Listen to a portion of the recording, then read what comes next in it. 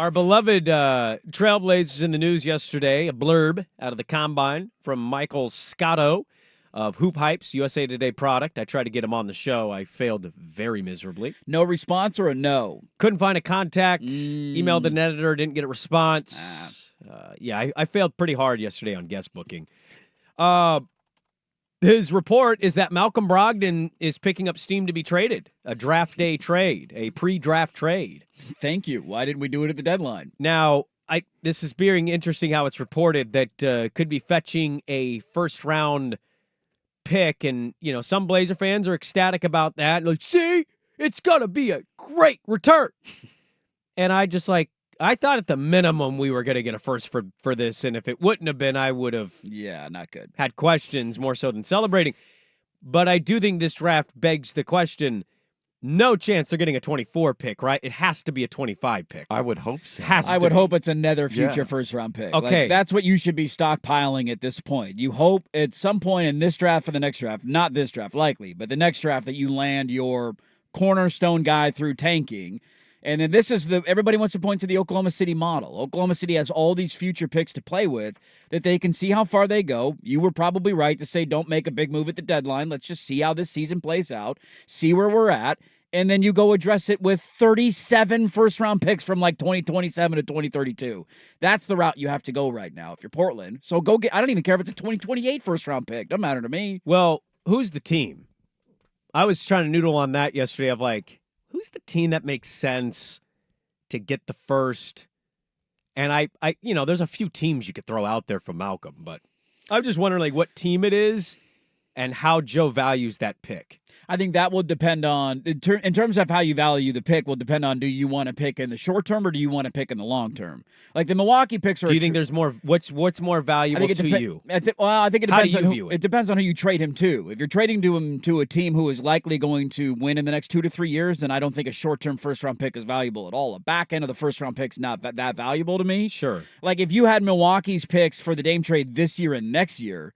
We're not feeling great about those. They're going to be 25 to 32 range. No, but they're going to be in 5 years, and exactly. Giannis, I don't think Giannis could be there in 5 years. I don't. To me, the short-term draft stuff is like we're going to have our own draft picks just fine. We're not winning anything anytime soon. We're a long ways away from doing anything meaningful in terms of win-loss records. So we're going to have our own top 5 and top 10 picks. We don't need somebody else's help to get there.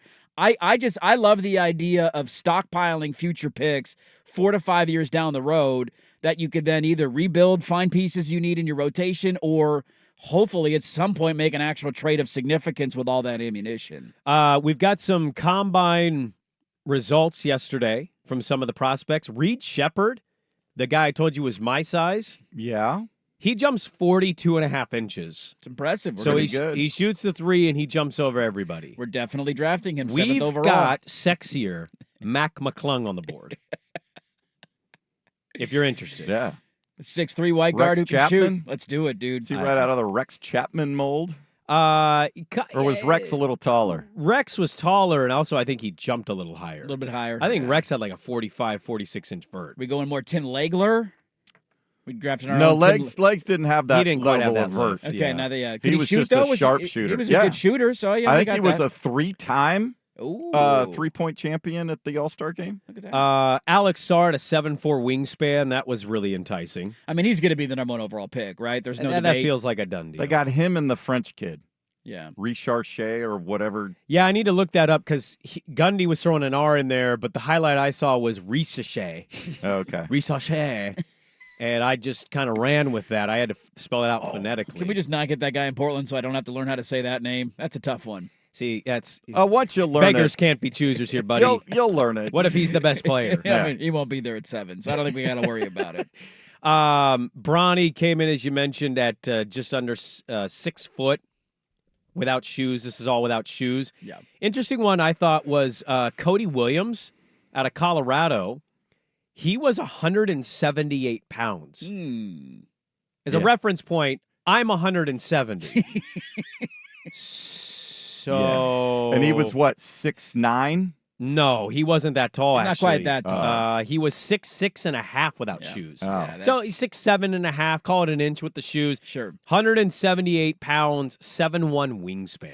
Love the wingspan. I still want him. Very skinny. I'd be okay with it, man. I think this is the draft where I don't know if any of the measurables came back. I didn't see him on Dalton Connect. Did he have a good day yesterday? Like, Let me look. He might be a today guy. okay, go find your wing. Go find a rotational power forward, and if you get somebody that ends up being a number 5 or number 4 starter in your lineup, you take it and run to next year's draft. Underrated guy who, sometimes would annoy me in the "what are you doing?" but like a good player that I think could be there for them at 14. Because, again, I have a bet with Danny on this. I think you use the pick. I know the draft's not amazing, but...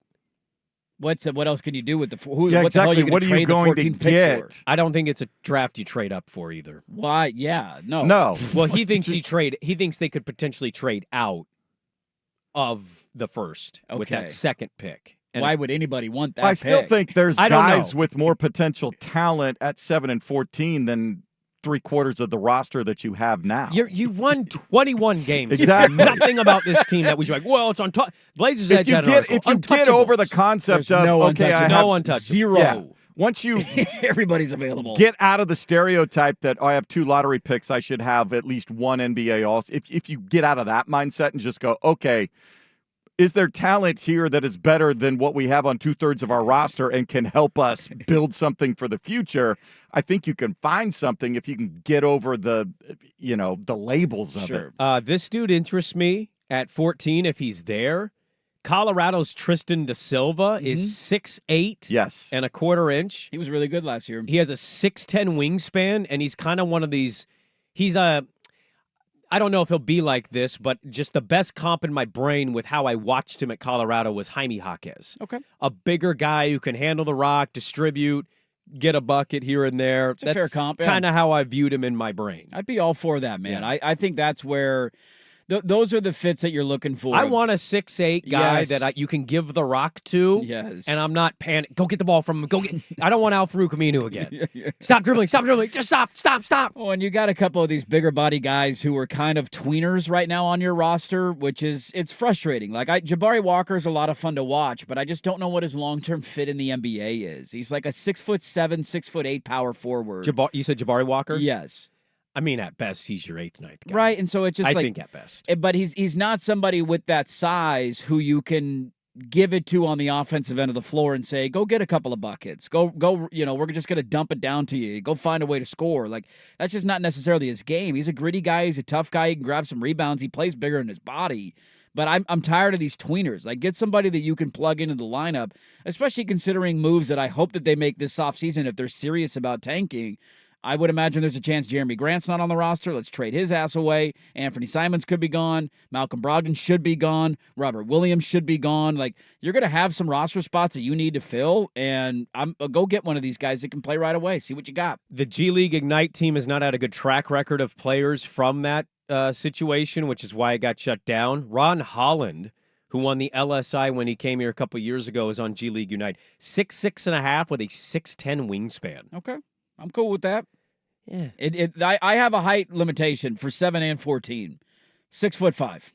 Minimum. I see. Mine's is 6'6". Okay, that's fine. Let's up it. I'll go 6'7" if you want. Oh Let's my keep pushing God. it. Nobody under Don't turn me on a Tuesday. Nobody under 6'7" can be drafted. That's my only requirement. More measurables will come out today. The combine is underway in Chicago. Let's put a pause on this. By the way, Reed Shepard, 6'1" without shoes. Oh, God. I told you, he's my size. I am going to lose my S when we draft him 7th overall. 181. Lose my S. 181 in my bra. No, Get guys. outta We need here. another guard. Okay, Scoot can play power forward. It's all right.